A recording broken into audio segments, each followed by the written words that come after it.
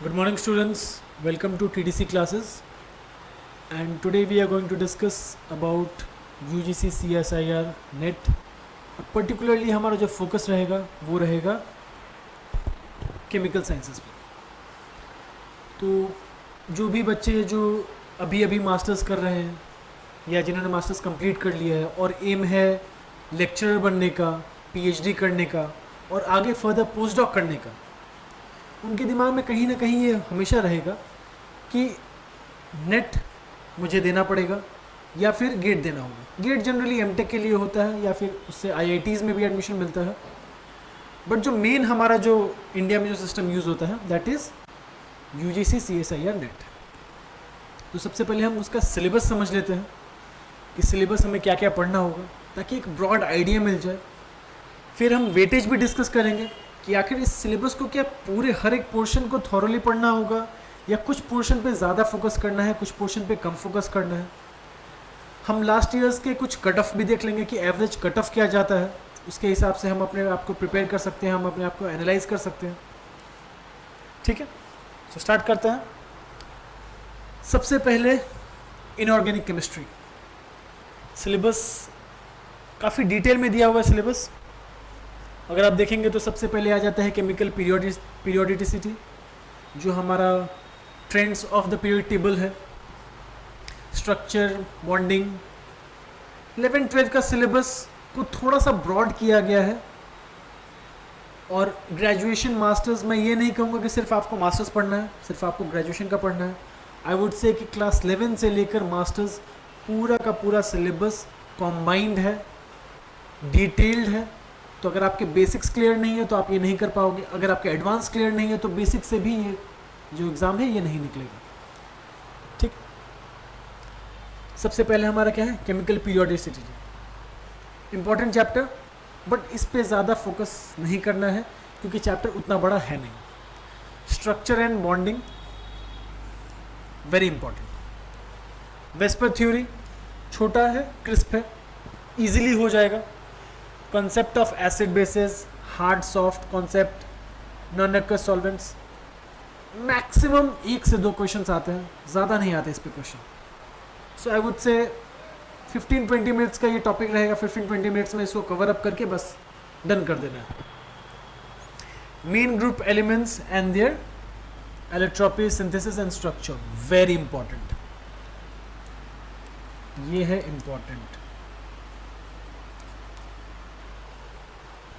जो main group elements है inorganic chemistry का, मैं कहूँगा कि वो मेन जान है, मेन ग्रुप एलिमेंट्स, तो ये बहुत ज़्यादा इंपॉर्टेंट है। Bonding for main group elements, उनका सिंथेसिस और स्ट्रक्चर के लिए बॉन्डिंग जानना ज़रूरी है। सो ऑब्वियस सी बात है कि यहाँ पे फोकस करना होगा।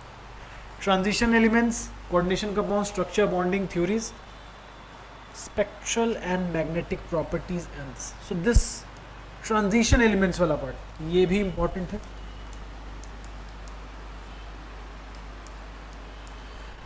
आगे हम ये भी डिस्कस करेंगे कि इसका मार्क्स डिस्ट्रीब्यूशन क्या क्या है, कौन कौन सा पोर्शन कितने कितने मार्क्स का आता है, हमें किस पे फोकस करना है और किस पे फोकस नहीं करना है। इनर ट्रांजिशन एलिमेंट्स 1 से 2 क्वेश्चन आते हैं जनरली। ऑर्गेनोमेटेलिक्स ये सब है important, but when it comes to organic metallic ये है very very very important, one of the favourite topic of NET. क्यों? क्योंकि जनरली ऑर्गेनोमेटेलिक्स जो ग्रेजुएशन में उसमें नहीं होता है, जनरली इसका जो थोड़ा एडवांस वर्जन है वो मास्टर्स में होता है। तो जो लोग भी हैं जिनका एवरेज नॉलेज है या बेसिक नॉलेज है वो यहाँ पे आके फंस जाते हैं, और इसीलिए नेट के लिए ये सबसे पसंदीदा टॉपिक है। सेकेंडली और क्या, आप नेट क्यों दे रहे हो? ताकि या तो आप लेक्चरर बनो और कॉलेज में पढ़ाओ, या फिर आप रिसर्च करो, जेआरएफ आपको मिले और आप रिसर्च करो, पीएचडी करो, पोस्ट डॉक करो। जब आप रिसर्च करते हो तो जनरली जो हमें क्या होता है ना, एक मटेरियल प्रिपेयर करना होता है। You have to form a material, कुछ नया डिस्कवरी करने के लिए कोई मटेरियल सिंथेसाइज करोगे, और वहाँ पे ऑर्गेनोमेटेलिक्स का बहुत बड़ा रोल होता है। तो ये भी एक रीज़न है कि नेट चाहता है कि ऐसे स्टूडेंट्स मेरे पास आए जो सेलेक्ट होके ऐसे स्टूडेंट्स आए जो रिसर्च करें, जिनको बेसिक नॉलेज हो, हमें वापस पीएचडी में सेम चीज़ ना पढ़ाना पड़ेगी।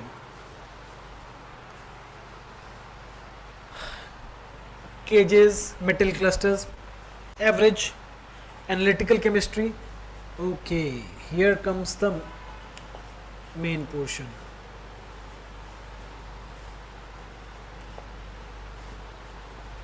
Analytical chemistry, separation, spectroscopy, electro and thermoanalytical method. ये भी क्या है, very very very important. Bio inorganic chemistry, photo system, porphyrins, metal enzymes, important. I won't say it is not important, ये भी इंपॉर्टेंट है। UV vis, nuclear chemistry, nuclear reaction, fission fusion, average, not that important. 1 से 2 question maximum, और वो भी easily handle हो जाएगा। देखिए, हम टॉपिक हमें कोई भी नहीं छोड़ना है, बट कुछ टॉपिक पे ज़्यादा फोकस करना है क्योंकि वो डिफिकल्ट भी है और स्कोरिंग भी। ये characteristics of inorganic compound, IR, Raman, NMR, spectroscopy जो है, ये भी है वेरी वेरी वेरी इंपॉर्टेंट। अब अगर आप देखोगे तो मैंने 3 टॉपिक्स को कहा बहुत ज़्यादा इंपॉर्टेंट है, और 2 से 3 टॉपिक्स को कहना इंपॉर्टेंट है। मुझे कैसे पता? एक्चुअली आपको भी पता है, बस आपको अपना जो वे ऑफ थिंकिंग है वो चेंज करना है। आप सोच के देखिए कि आप एक ऐसे, आप क्या है, आप एक गाइड हैं, आप एक प्रोफेसर हैं, और आप चाहते हैं कि आप कुछ लोगों को लें अपने अंडर, जो रिसर्च करें, जो PhD करें, जो इंडिया से बाहर जाके, इंडिया में रह के, अलग अलग देशों में जाके पोस्ट डॉक्टरेट करें, रिसर्च फील्ड में अपना नाम बनाएं। उसके लिए मुझे क्या चाहिए? थ्योरी ना चाहिए, थ्योरी बेसिक लेवल का चाहिए ऑफ कोर्स, बट मुझे रिसर्च में क्या काम आएगा? तो रिसर्च में मुझे मटेरियल सिंथेसाइज करना होगा, रिसर्च में मुझे कुछ केमिकल जो नया फॉर्म हो रहा है उसको चेक करना होगा। कैसे? स्पेक्ट्रोस्कोपी से। IR, रमन, NMR, ये सब स्पेक्ट्रोस्कोपी से करना होगा। क्या ये ग्रेजुएशन में होता है? फाइनल 3rd ईयर ग्रेजुएशन में रहता है कुछ पोर्शन, मैक्सिमम जो डिटेल होता है वो मास्टर्स में रहता है। Separation, spectroscopy, electro and thermodynamical methods. आपने 2-4 केमिकल बनाए, उसको सेपरेट भी तो करना पड़ेगा ना, इंप्योरिटीज निकालनी पड़ेगी। सो ये सब प्रैक्टिकल टॉपिक्स है, these are not theoretical topics. और क्योंकि इसकी ज़रूरत है तो इसी में से क्वेश्चन ज़्यादा आएगा। ऐसे करके आप सारे टॉपिक्स प्रिडिक्ट कर सकते हैं, किसी टीचर की ज़रूरत नहीं है आपको कि कौन सा इंपॉर्टेंट है और कौन सा नहीं है। So I think so inorganic clear है। फिजिकल केमिस्ट्री की तरफ जाते हैं।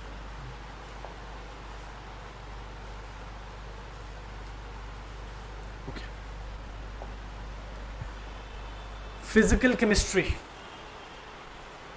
कुछ साल पहले तक थर्मोडायनेमिक्स फिजिकल केमिस्ट्री का जान हुआ करता था। मतलब heart and soul of physical chemistry is thermodynamics. Thermodynamics से ही फिजिकल केमिस्ट्री जाना जाता था।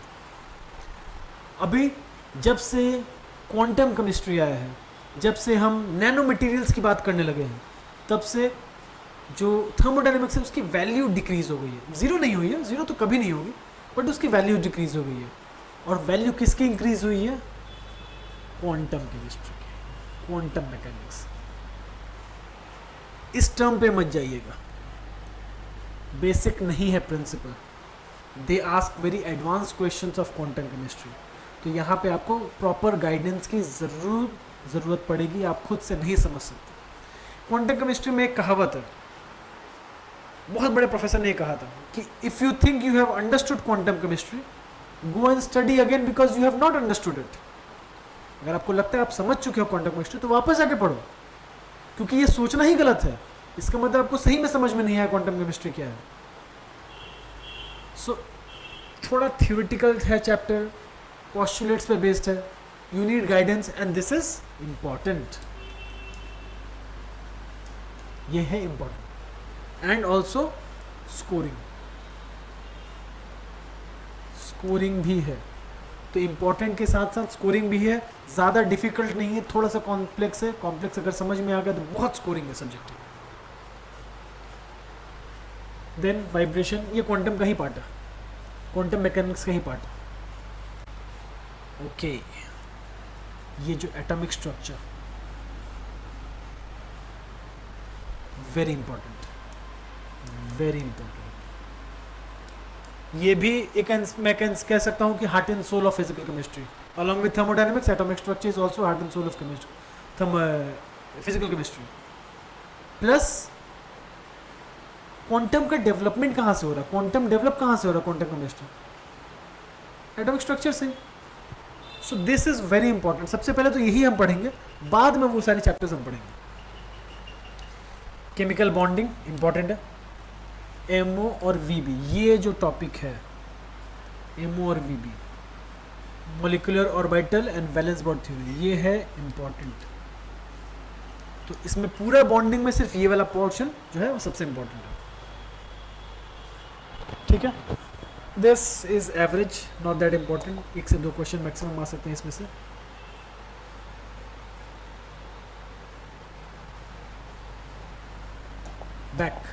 Back to the same thing, हमने क्या डिस्कस किया था इनऑर्गेनिक में, स्पेक्ट्रोस्कोपी ज़रूरी है। क्यों? एक तो सेपरेशन के लिए इम्प्योरिटीज़, दूसरा प्रोडक्ट को आइडेंटिफाई करने के लिए। स्पेक्ट्रोस्कोपी तो एक्चुअली आएगी फिजिकल केमिस्ट्री में। So molecular spectroscopy, rotational, vibrational, क्या है important? No, it is very very very very important. सबसे इंपॉर्टेंट टॉपिक फिजिकल केमिस्ट्री का, और कुछ पार्ट है इसका इनऑर्गेनिक, और वहाँ पे भी इंपॉर्टेंट है। स्पेक्ट्रोस्कोपी मैं बोलूँगा नेट का फेवरेट टॉपिक है। ये ऑर्गेनिक में भी आएगा स्पेक्ट्रोस्कोपी, कहीं नहीं छोड़ेगा ये, और हर जगह इसका इंपॉर्टेंस मिलेगा हमें। Then thermodynamics, heart and soul of, इस पर तो कोई डाउट ही नहीं है, तो ये इंपॉर्टेंट है ही, कोई डाउट ही नहीं है। हाँ, बट पहले से बहुत कम नंबर हो चुके हैं इसके। पहले बहुत ज़्यादा फोकस होता था थर्मोडायनेमिक्स पे, अब फोकस शिफ्ट हो गया है स्पेक्ट्रोस्कोपी पे, क्वांटम पे, तो अब इसका एवरेज मार्क्स कम हो गया, बट अभी भी बाकी सबसे ज़्यादा स्कोरिंग आई है। Then come statistical thermodynamics, again part of thermodynamics, Boltzmann distribution, ठीक है, fair enough.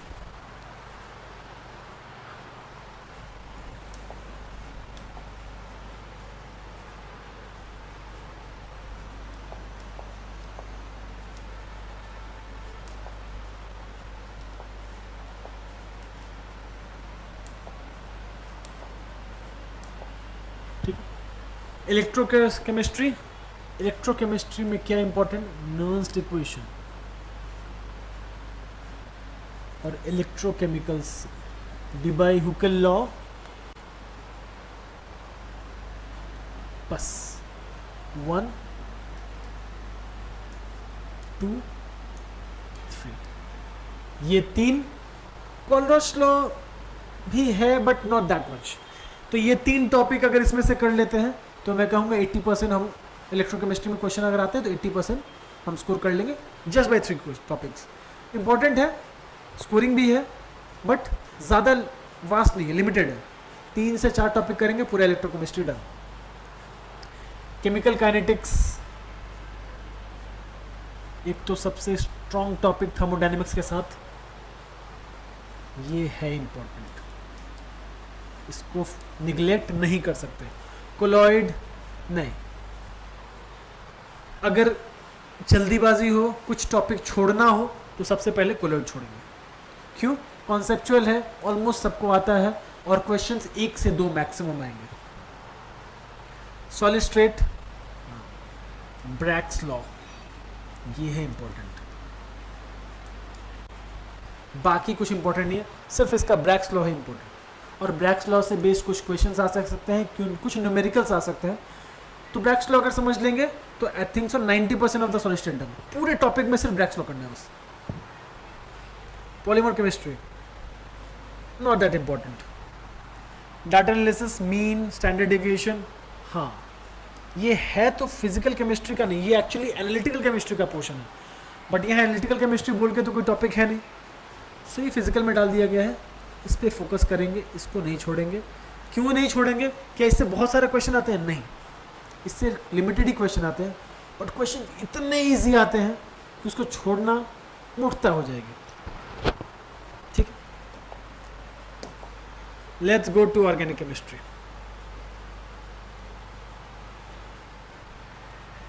Organic chemistry, IUPAC nomenclature, maximum एक क्वेश्चन आता है तो ठीक है, नहीं आता है तो ज़्यादा टाइम इस पे देने की ज़रूरत नहीं है। Maximum 1 question.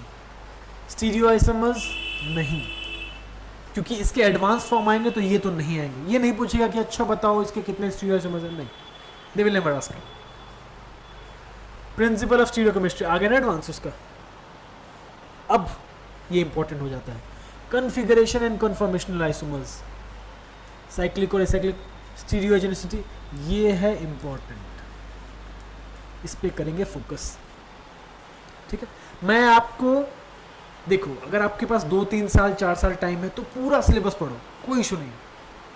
But I am talking about those people जिसके पास लिमिटेड टाइम है और उस लिमिटेड टाइम में नेट क्रैक करना चाहता है, तो नेट को समझना पड़ेगा तभी नेट क्रैक कर सकते हो। ठीक है, एरोमेटिसिटी इजी एंड स्कोरिंग तो छोड़ना नहीं है। ज़्यादा क्वेश्चन नहीं आएंगे, लेकिन जो आएंगे वो एकदम इजी होंगे।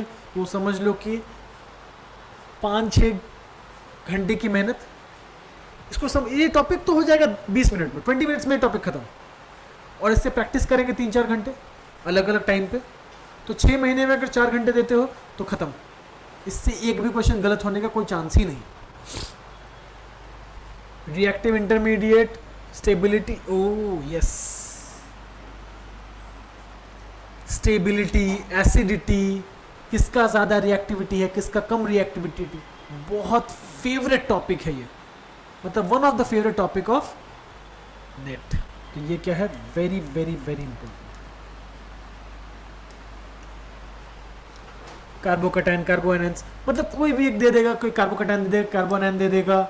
और ये सिर्फ नेट के लिए इंपॉर्टेंट नहीं है, आप देख लो क्लास 11-12 में जेई नीट से लेकर CUET से लेकर हर एक जगह, गेट हो गया, नेट हो गया, सबके लिए this is the favourite topic, because इसमें millions and billions of question बन सकते हैं। कोई भी कंपाउंड ड्रॉ करो अपने हाथ से और फिर 3 कंपाउंड के बीच में बोलो स्टेबल कौन है, एक पे प्लस चार्ज दे दो, एक पे रेडिकल दे दो और बोलो स्टेबल कौन है। बहुत ईजी है बनाना, तो नए क्वेश्चन भी बन जाते हैं ईजिली, और इसीलिए बहुत ज़्यादा इंपॉर्टेंट है ये। स्कोरिंग भी है।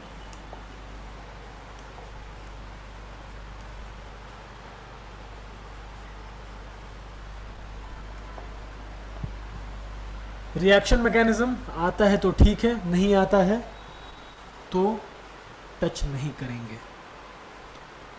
एक चीज़ याद रख लीजिए, if you are giving any competitive exam और ऑर्गेनिक केमिस्ट्री में आपका फेवरेट ऑर्गेनिक केमिस्ट्री, आप ऑर्गेनिक केमिस्ट्री में एकदम मास्टर हो, फिर भी जो रिएक्शन नहीं आता उसको टच नहीं करेंगे, बिकॉज 90% टाइम वो गलत होने वाला है। रिएक्शन मैकेनिज्म चीज़ ही ऐसी है, बिकॉज हमें पता नहीं कहाँ रुकना है। हो सकता है 2 प्रोडक्ट और बनता हो उसके बाद, बट हमने पहले ही रोक लिया। So if you know it, good. If you don't know it, don't touch it. As simple as that. Named reaction, important. Named reaction, 3 से 4 क्वेश्चन आने ही आने हैं, कोई भी एग्जाम हो, doesn't matter. Organic transformation, reagents, functional group, interconversion, नहीं नहीं नहीं नहीं नहीं, not that important. उतना important नहीं है, पढ़ना है तो ये लास्ट में पढ़ेंगे हम। Concepts of organic synthesis, retrosynthesis, ये है important, very very important। retrosynthesis पता है ना आपको क्या होता है? एक कंपाउंड है, वो क्या बनेगा, हमें प्रोडक्ट मिल गया, अब हम प्रोडक्ट से रिएक्टेंट बना रहे हैं उल्टा, कि कैसे बना होगा। सिंथेसिस नहीं हो रहा है यहाँ पे, रिएक्शन मैकेनिज्म उल्टा जा रहा है। This is retrosynthesis. कंफ्यूजिंग है और इसीलिए फेवरेट है।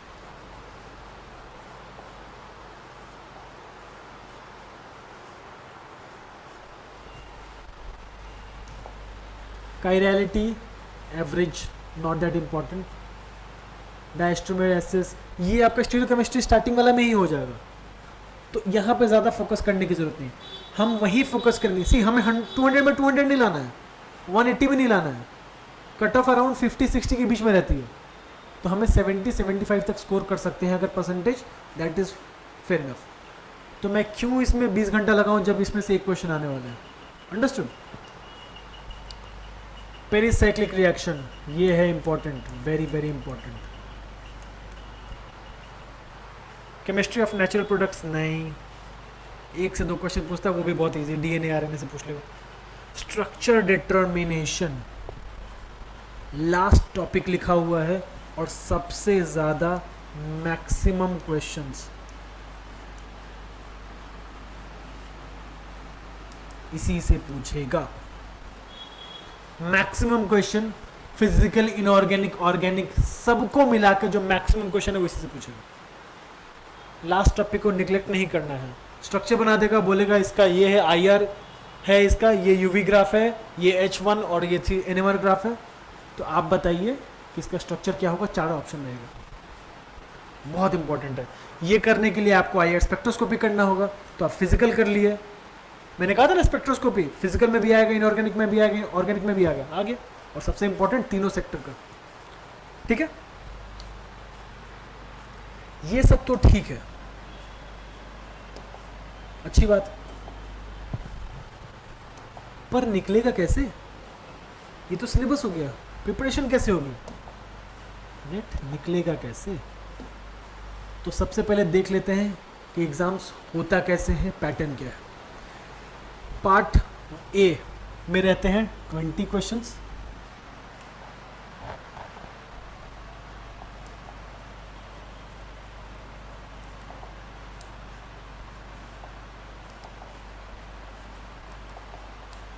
पार्ट ए में होते हैं 20 क्वेश्चन। 20 क्वेश्चन क्या है? ये केमिस्ट्री के नहीं है क्वेश्चन, ये हैं आपके सीसेट के क्वेश्चंस। सीसेट क्वेश्चंस मतलब, सीसेट क्वेश्चन मतलब जैसे स्पीड डिस्टेंस हो गया, इंग्लिश हो गया, रीजनिंग क्वेश्चंस है। ये आपका चेक करना चाहते हैं आपका रीजनिंग कैसा है, क्योंकि ज़रूरी नहीं है आप केमिस्ट्री में अच्छे हों, ज़रूरी ये भी है कि आपका थिंकिंग कितना ब्रॉड है, आप कितना लॉजिकल सोचते हो। So these are reasoning questions, reasoning plus maths, basically क्या लॉजिक चेक करना चाहते हैं, आपका लॉजिक कितना है। 20 क्वेश्चंस रहेंगे, उसमें से कोई भी 15 करने होंगे क्वेश्चन, इजी है। ये 15 में कितने मार्क्स मिलेंगे? 2 मार्क्स ईच, मतलब यू विल गेट 30 मार्क्स। मुझे 30 में एटलीस्ट 28 चाहिए, क्योंकि ये बहुत ज़्यादा स्कोरिंग है। एटलीस्ट 28 चाहिए, एटलीस्ट। ये हो गया, आधा काम हो गया हमारा। पार्ट बी 40 क्वेश्चंस रहेंगे, 35 करने होंगे। ये बेसिक केमिस्ट्री होगा,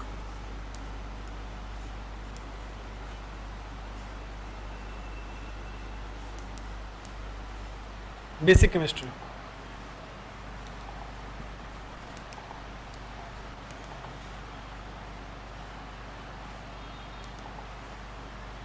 ठीक है, बेसिक केमिस्ट्री मतलब 11, 12 and little bit of graduation. Graduation का पार्ट रहेगा, मास्टर्स का पार्ट नहीं रहेगा। सो बेसिक केमिस्ट्री ये बहुत ज़्यादा स्कोरिंग है, बहुत ज़्यादा स्कोरिंग है, इसमें ही सबसे ज़्यादा मार्क्स आते हैं, इसमें मार्क्स नहीं आता। जो पार्ट सी है वहाँ पे 60 क्वेश्चंस रहेंगे and you have to do only 25। 25 ही तो करने हैं, आधे से भी कम, और हर क्वेश्चन 4 मार्क्स का है। बहुत स्कोरिंग है ना, इसको जनरली लोग टच नहीं करते हैं, because these are advance questions.